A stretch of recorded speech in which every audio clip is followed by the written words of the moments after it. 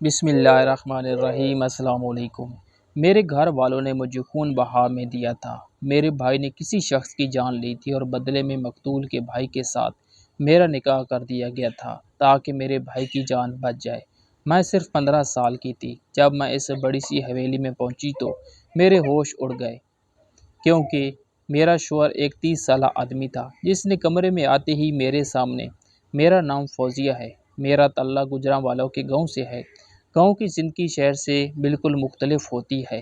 ہمارا رہن سہن، ہمارے رسم و رواج سب کچھ گاؤں کے لوگوں سے بہت ہٹ کر ہوتے ہیں۔ جہاں کچھ چیزیں بہت اچھی ہوتی ہیں، وہیں کچھ چیزیں دل دہلا دینے والی ہوتی ہیں، خاص کر وہ قانون جو سرداروں کے رائج کردہ ہوتے ہیں اور ان پر چلنا ہم جیسے غریب لوگوں کے لیے مجبوری اور سزا ہے۔ ایسی ایک سزا مجھے اور میرے خاندان کو بھی ملی ہے جب میرے بھائی سے ایک ایسا گناہ ہوا جو اس نے جان بوجھ کر تو نہیں کیا تھا، لیکن اس کی سزا اس کی بجائے مجھے دی گئی۔ ہمارے گاؤں میں یہ رواج تھا کہ اگر غلطی سے کسی کا خون ہو جائے تو پھر وہ خون کے بدلے خون یا پھر خون بہا دیا جاتا، اور اپنے بھائی کی اس غلطی کے بدلے میں مجھے ان لوگوں کے حوالے کر دیا گیا جن کے بیٹے کو میرے بھائی نے غلطی سے قتل کر دیا تھا۔ اس کے بعد میرے ساتھ کیا ہوا یہ سن کر آپ لوگ بھی کانپ اٹھیں گے۔ یہ گرمیوں کی ایک دوپہر تھی۔ میرا بھائی تیزی سے دوڑتا ہوا گھر میں داخل ہوا تھا اور دروازہ بند کر کے وہ الماری کے پیچھے چھپ گیا تھا۔ اس کی یہ حالت دیکھ کر ہم سبھی بہت حیران تھے۔ اماں جو روٹی پکا رہی تھی، جوان بیٹے کو اس طرح دیکھ کر اماں نے آواز دے کر پوچھا، مرتضیٰ کیا ہوا ہے؟ میں بھی حیرت سے بھائی کو دیکھ رہی تھی۔ وہ کوئی چھوٹا بچہ تو نہیں تھا، 25 سال کا ایک جوان لڑکا تھا۔ اس کا یوں الماری کے پیچھے چھپنا اور تھر تھر کانپنا ہم سب کو پریشان کر گیا تھا۔ اماں نے بڑی مشکل سے اسے الماری کے پیچھے سے باہر نکالا اور پوچھا، کیا ہوا ہے مرتضیٰ؟ ایسی عجیب حرکت کیوں کر رہے ہو؟ وہ گھبراتے ہوئے کہنے لگا، اماں مجھ سے بہت بڑا گناہ ہو گیا ہے، میں نے غلطی سے ایک انسان کی جان لے لی ہے۔ اماں میرے سامنے ہی وہ دم توڑ گیا۔ اس کے پورے کپڑوں پر خون ہی خون تھا، ارد گرد زمین پر بھی خون پھیلا ہوا تھا۔ بھائی اپنے ہاتھوں کو دیکھتے ہوئے رو رہا تھا اور اس کی بات سن کر ہم سب کے قدموں تلے سے زمین نکل گئی تھی۔ اماں نے پریشانی کے عالم میں پوچھا، مرتضیٰ یہ کیا کہہ رہے ہو؟ اگر یہ کوئی مذاق ہے تو خدا کے واسطے ایسا مذاق نہ کرو۔ کسی کی جان لینا کوئی چھوٹی بات تو نہیں ہے، اور تم ایسے انسان تو نہیں ہو جو کسی کو تکلیف پہنچاؤ۔ مرتضیٰ بھائی کی بات پر اماں کو یقین ہی نہیں آیا تھا۔ مرتضیٰ بھائی نے تو کبھی مذاق میں بھی کسی کو تکلیف نہیں پہنچائی تھی۔ وہ تو بہت محبت کرنے والے انسان تھے۔ ابا کے جانے کے بعد جس طرح انہوں نے مجھے اور اماں کو سنبھالا تھا، پورا گاؤں ہی ان کی تعریف کرتا تھا۔ مرتضیٰ بھائی روتے ہوئے کہنے لگا، میں نے جان بوجھ کر کچھ نہیں کیا، ہم تو بس سارے دوست ایسے ہی مذاق مستی کر رہے تھے۔ دوستوں نے شرط لگائی کہ جس کا دور کا نشانہ اچھا ہوگا اسے انعام ملے گا، تو بس میں نے ایسے ہی بندوق پکڑی اور نشانہ لینے لگا، لیکن میں نے کبھی بندوق کو ہاتھ نہیں لگایا تھا، اسی لیے میرا نشانہ قطع ہو گیا اور دور کھیتوں کی طرف آتے ہوئے ایک شخص کو گولی لگ گئی۔ میں نے جا کر دیکھا تو وہ اسی وقت اپنی جان سے ہاتھ دھو بیٹھا تھا، کیونکہ گولی سیدھے اس کے سر میں لگی تھی۔ میں نے جان بوجھ کر کچھ نہیں کیا اماں۔ مرتضیٰ بھائی کپ کپاتے ہوئے رو رہے تھے۔ میں اور اماں پریشانی کے عالم میں ایک دوسرے کی شکل دیکھ رہے تھے۔ اماں کو کچھ ہوش آیا تو اماں نے ہکلاتے ہوئے پوچھا، مرتضیٰ تو نے کس کی جان لی ہے؟ گاؤں میں کس کا گھر اجاڑا ہے؟ بتا۔ اماں کی بات سن کر مرتضیٰ بھائی چونکے اور کہنے لگے، اماں وہ کوئی گاؤں کا بندہ نہیں تھا، وہ کوئی نیا چہرہ تھا، میں نے اسے پہلے کبھی گاؤں میں نہیں دیکھا۔ یہ سن کر تو اماں کو اور بھی تشویش ہو گئی کہ نہ جانے بھائی نے کس کی جان لے لی ہے۔ دوپہر سے شام ہو گئی تھی، ہر طرف خاموشی تھی۔ اماں کو بھی سکون ہو گیا تھا کہ شاید کسی کو مرتضیٰ بھائی کی اس حرکت کے بارے میں پتہ نہیں چل سکا، لیکن رات کے وقت گھر کا دروازہ بجنے لگا۔ اماں نے مرتضیٰ بھائی کو کمرے میں چھپایا اور جب دروازہ کھولا تو گاؤں کے لوگ سامنے ہی کھڑے تھے۔ وہ سب اماں سے مرتضیٰ بھائی کے بارے میں پوچھ رہے تھے۔ پورے گاؤں میں خبر پھیل گئی تھی کہ مرتضیٰ نے کسی شخص کو مارا ہے۔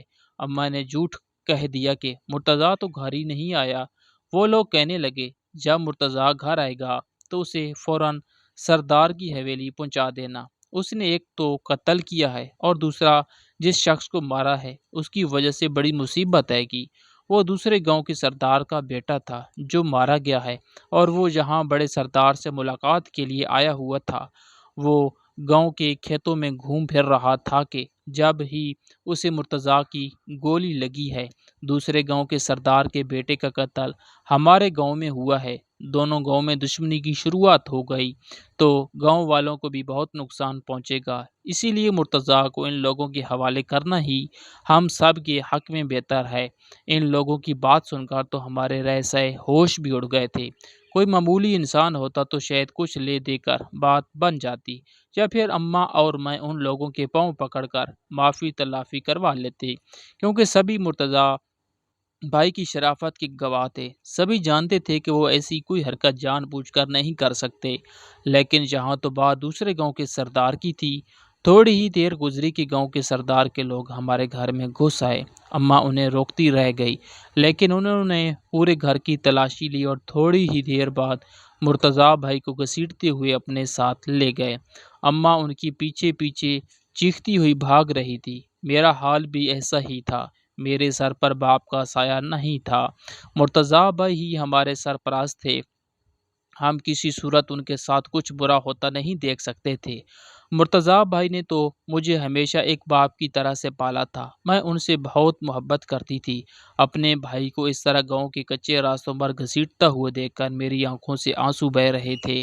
نہ جانے مجھے دوپٹے کا ہوش تھا نہ چپلوں کا۔ ایسے ہی ہم پنچایت میں پہنچ گئے، جہاں بڑے سردار تو بیٹھے ہی تھے، ان کے ساتھ ایک اور سردار بھی بیٹھے تھے جو یقیناً دوسرے گاؤں کے تھے۔ مرتضیٰ بھائی کو دیکھتے ہی وہ سرخ چہرے کے ساتھ کھڑے ہو گئے، انتہائی غصے اور درشتگی میں مرتضیٰ بھائی سے کہنے لگے کہ اپنے بیٹے کی تدفین تک میں نے بالکل خاموشی رکھی ہے، لیکن اب مجرم کو سزا دینے کا وقت آ گیا ہے۔ میں تمہیں اسی طرح سر میں گولی ماروں گا جیسے تم نے میرے جوان بیٹے کو مارا ہے۔ دوسرے گاؤں کے سردار کا غصہ اتنا شدید تھا کہ وہاں موجود سارے ہی لوگ کانپ گئے تھے۔ اماں فوراً بڑے سردار کے پیروں میں گر گئی، کہنے لگی سردار صاحب، میرے بیٹے نے جان بوجھ کر کچھ نہیں کیا، جو کچھ بھی ہوا ہے وہ غلطی سے ہوا۔ بڑے سردار نے اماں کو ایک ٹھوکر ماری اور کہنے لگے، کیا تمہیں نہیں معلوم کہ قتل کا بدلہ قتل ہے؟ تمہارے بیٹے نے میرے بیٹے کی جان لی ہے، اب بدلے میں اسے اپنی جان دینی ہوگی۔ یہ کہتے ہوئے انہوں نے بڑی سی بندوق کو لوڈ کر لیا۔ اماں کی ایک بلند چیخ برآمد ہوئی اور پھر اماں نے ایک ایسی بات کہی جسے سن کر چاروں طرف سناٹا چھا گیا۔ اماں کہنے لگی کہ خون کے بدلے صرف خون ہی نہیں ہوتا، خون بہا بھی ہوتا ہے۔ آپ چاہیں تو ہم سے خون بہا لے لیں، لیکن میرے جوان بیٹے کو چھوڑ دیں۔ میں بیوہ عورت ہوں، شوہر کے مرنے کے بعد مرتضیٰ کے سوا میرا کوئی سہارا نہیں۔ میں جو اماں کے پیچھے ہی کھڑی تھی اور بھائی کا ہاتھ پکڑے ہوئے تھی، سردار نے میری طرف ایک گہری نظر ڈالی اور کہنے لگا، یہ تمہاری بیٹی ہے؟ اماں نے ہاں میں سر ہلایا۔ سردار نے سر سے پاؤں تک بغور مجھے دیکھا اور کہنے لگا، ٹھیک ہے، پھر خون بہا میں اسے ہمارے حوالے کر دو، یہ ہمارے ساتھ ہمارے گاؤں جائے گی۔ یہ کہہ کر انہوں نے اپنے ملازموں کو اشارہ کیا۔ ان کا ایک ملازم آگے بڑھا اور میرا ہاتھ پکڑ کر مجھے گھسیٹتا ہوا بڑے سردار کی طرف لے گیا۔ کتنی ہی دیر تک میں اماں کو مدد طلب نظروں سے دیکھتی رہی، میری آنکھوں سے آنسو بہہ رہے تھے۔ مجھے لگتا تھا کہ اماں بڑے سردار کے پیر پڑے گی، مجھے بچانے کی کوشش کرے گی، لیکن اماں 2 قدم پیچھے ہٹ گئی، کہنے لگی، میرے مرتضیٰ کی جان بخشی کرنے کا شکریہ، میں نے اپنی فوجیہ کو آپ کے حوالے کیا، اسے میں خود خون بہا میں دیتی ہوں۔ اماں نے سارے گاؤں والوں کے سامنے مجھ سے لا تعلقی کا اظہار کر دیا تھا اور منہ پھیر کر کھڑی ہو گئی تھی۔ میں اب بڑے سردار کی ملکیت بن گئی تھی اور یہ بات میرے لیے ناقابل یقین تھی۔ اماں نے مرتضیٰ بھائی کو بچانے کے لیے میری زندگی قربان کر دی تھی۔ میں بھی مرتضیٰ بھائی کی زندگی چاہتی تھی، میں اپنے بھائی کو صحیح سلامت دیکھنا چاہتی تھی، لیکن میں نے کبھی یہ نہیں سوچا تھا کہ اس کے بدلے میں مجھے اپنی پوری زندگی قربان کرنی ہوگی۔ بڑے سردار کے آدمی مجھے گھسیٹتے ہوئے گاڑی میں ڈال چکے تھے اور قافلہ روانہ ہو گیا تھا۔ مجھے دوسرے گاؤں ان کی حویلی میں جانا تھا۔ میں سارا راستہ روتی رہی تھی، بار بار کھڑکی میں سے سر باہر نکال کر پلٹ کر دیکھتی۔ مجھے یہ گمان تھا کہ میری ماں گاڑی کے پیچھے دوڑتی ہوئی آئے گی، مجھے آواز دے گی، مجھے روکنے کی کوشش کرے گی، لیکن ایسا کچھ بھی نہیں ہوا تھا۔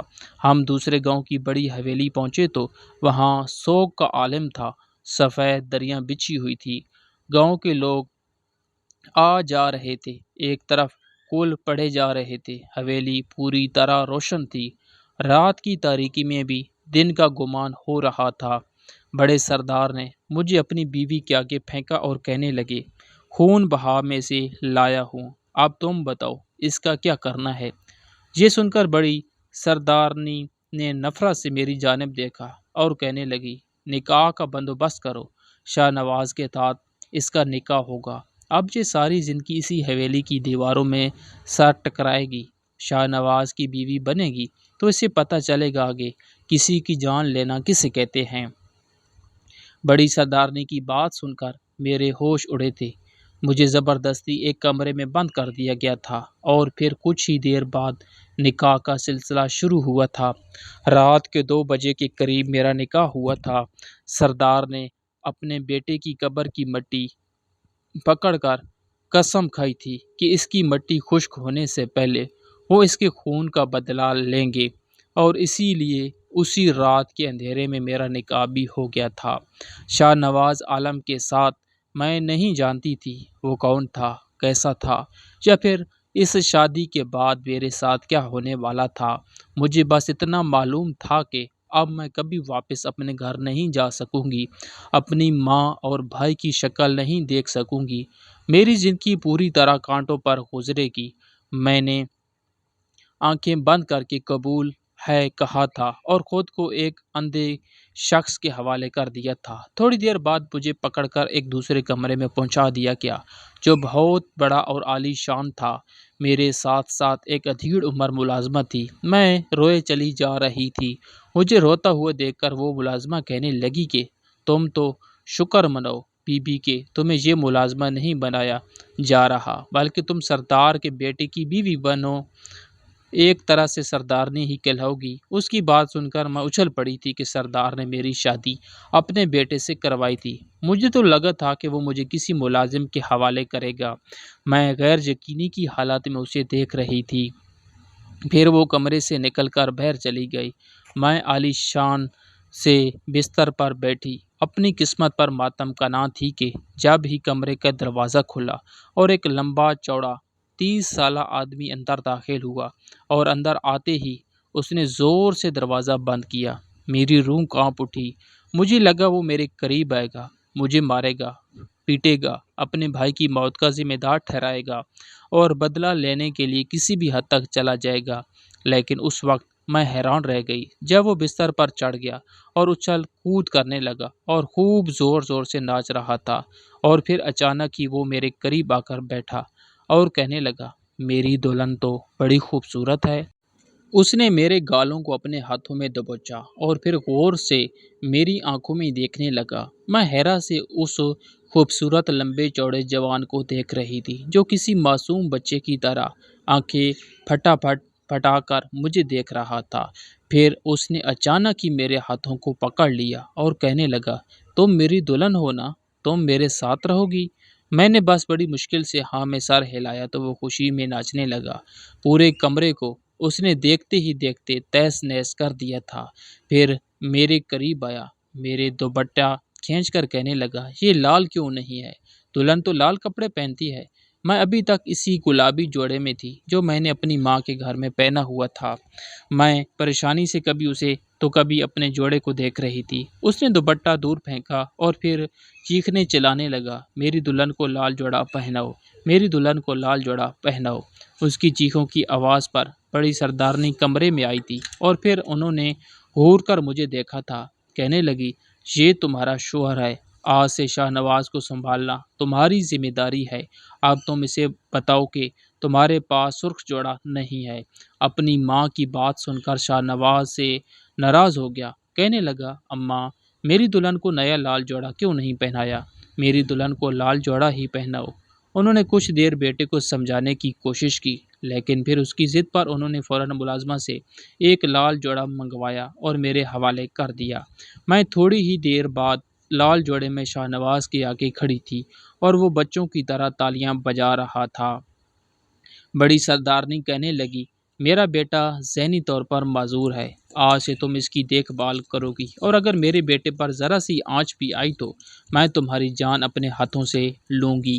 وہ مجھے دھمکاتے ہوئے کمرے سے نکل گئی تھی، جبکہ ان کے جاتے ہی شاہ نواز مجھے اپنے سامنے بٹھا کر گھور گھور کر دیکھ رہا تھا۔ لال دوپٹہ دیکھ کر تو اس کی خوشی کی انتہا نہیں رہی تھی۔ تالیاں بجاتے ہوئے کہنے لگا، میری شادی ہو گئی ہے، میری شادی ہو گئی ہے۔ اور بھی زور سے پھوٹ پھوٹ کر رونے لگی تھی، کیونکہ میری زندگی میں جو سیاہی تھی وہ حد سے زیادہ بھیانک تھی۔ ایک ایسے شخص کے ساتھ جو ذہنی طور پر بالکل بھی ٹھیک نہیں تھا، ساری زندگی گزارنا ایک بدترین سزا تھی۔ مجھے روتا ہوا دیکھ کر شاہ نواز مجھے چپ کروانے کی کوشش کر رہا تھا۔ میں نے اپنے جذبات پر قابو پایا تھا اور خود کو شاہ نواز کے حوالے کر دیا تھا۔ وقت تیزی سے گزرنے لگا۔ میں اپنے آپ کو ان حالات نہیں سمجھوتا کرنے کے لیے راضی کر چکی تھی۔ میں سارا دن کمرے میں بند رہتی، شاہ نواز میرے آس پاس کھیلتا رہتا، میں اس کا خیال رکھتی، مگر وہ ہر کام کرتا جس سے اسے چوٹ لگے، اور ایسے میں اسے سنبھالنا بہت ہی مشکل ہوتا۔ کیونکہ کئی دنوں بعد ایک دن شاہ نواز حویلی سے باہر جانے کی ضد کرنے لگا۔ وہ بڑی سردارنی کے پیچھے لگا تھا کہ وہ مجھے لے کر گاؤں میں گھومے پھرے گا۔ پہلے تو انہوں نے اجازت نہیں دی، لیکن پھر گارڈز کے ساتھ ہمیں گاؤں میں بھجوا دیا گیا۔ وہ مجھے لے کر اپنے باغوں میں گھومنے لگا۔ کئی دنوں بعد کھلی فضا میں آئی تھی، میں کھل کر سانس لے رہی تھی۔ مجھے اپنا گاؤں یاد آ رہا تھا، ایسا لگ رہا تھا کہ یہ میرا ہی گاؤں ہے۔ شاید گاؤں سب ہی ایک جیسے ہوتے ہیں۔ گاؤں کے لوگ مجھے غور غور سے دیکھ رہے تھے، سبھی جانتے تھے کہ میں خون بہا میں آئی ہوں، جبکہ شاہ نواز یہاں بھی بچوں کی طرح کھیل رہا تھا۔ کافی دیر گھوم پھر کر جب میں واپس حویلی لوٹی تو میرا ذہن کافی حد تک فریش ہو چکا تھا۔ میں نے شاہ نواز کے بارے میں جاننے کی کوشش کی تھی کہ اس کے ساتھ کیا مسئلہ ہے، اور پھر مجھے پتہ چلا کہ وہ کسی صدمے سے گزر کر اس حالت میں پہنچا تھا۔ اس نے کھیل کھیل میں اپنی دادی کو دھکا دیا تھا، اور اس کی دادی سیڑھیوں سے گر کر اس دنیا سے چلی گئی تھی، اور اسی صدمے نے اس کا یہ حال کیا تھا۔ مجھے اس کے ماضی کے بارے میں پتہ چلا تو میں اس کا بہت خیال رکھنے لگی تھی۔ حویلی میں ایک ڈاکٹر اس کے علاج کے لیے آتا تھا۔ ایک دن اس ڈاکٹر نے مجھے اپنے سامنے بٹھایا اور کہنے لگا کہ شاہ نواز کو صرف محبت اور توجہ کی ضرورت ہے، وہ بالکل ٹھیک ہو سکتا ہے، اسے وقت پر دوائیں دے اور اس کے علاج میں میری مدد کریں۔ جیسے جیسے ڈاکٹر نے کہا، میں نے ویسے ہی کرنا شروع کر دیا۔ میں بار بار شاہ نواز کو یہ سمجھاتی کہ اس نے جان بوجھ کر کچھ نہیں کیا تھا، وہ صرف اور صرف ایک حادثہ تھا۔ مجھے شاہ نواز سے محبت ہو گئی تھی۔ کچھ ہی عرصے بعد شاہ نواز میں کافی تبدیلیاں آنا شروع ہو گئی۔ میرا ہاتھ پکڑ کر اس نے زندگی کے جن راستوں پر قدم رکھا تھا، اس کے بعد وہ بہت بہتر ہو گیا۔ آہستہ آہستہ نہ صرف اس کی حالت میں سدھار آیا تھا، بلکہ وہ ہمارے رشتے کو بھی قبول کرنے لگا تھا۔ ہم دونوں کے درمیان سب کچھ ٹھیک ہو رہا تھا، اور پھر تقریباً 4 سال بعد میری زندگی میں وہ دن آیا جب میرا شوہر مکمل طور پر صحت مند ہو گیا تھا۔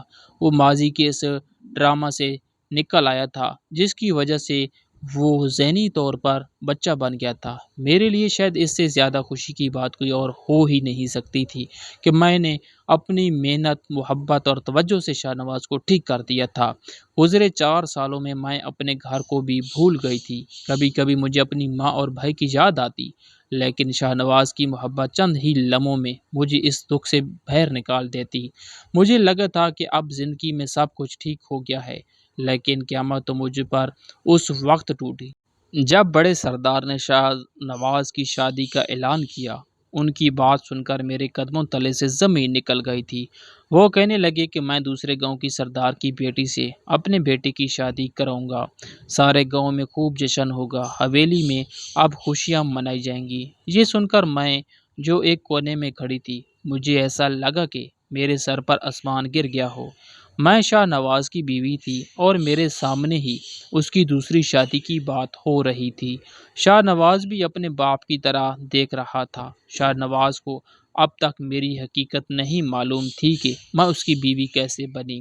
اسے اس کے بھائی کے قتل کے بارے میں بھی زیادہ کچھ معلوم نہیں تھا۔ اسے یہ باتیں ہمیشہ چھپائی گئی تھی تاکہ اس کی ذہنی حالت پر مزید برا اثر نہ پڑے، مگر آج بڑے سردار نے اسے بتا دیا کہ میں اس کی بھائی کی موت کے بدلے اس کی بیوی بن کر یہاں آئی ہوں۔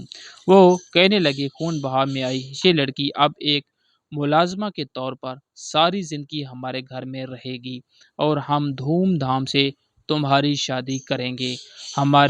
ہمیں وراثت چاہیے کیونکہ اب تم ہمارے اکلوتے بیٹے ہو۔ میرے لیے مزید وہاں رکنا ناممکن تھا۔ میں کمرے میں چلی آئی تھی اور پھوٹ پھوٹ کر رونے لگی تھی۔ شاید میرے مقدر میں رونا ہی لکھا تھا۔ مجھے یقین تھا کہ یہ جاننے کے بعد کہ میں اس کے بھائی کے قاتل کی بہن ہوں، وہ کبھی مجھے نہیں اپنائے گا۔ خون بہا میں آئی لڑکیوں کی کیا حیثیت ہوتی ہے یہ ہم گاؤں والوں کو اچھی طرح معلوم ہوتا ہے۔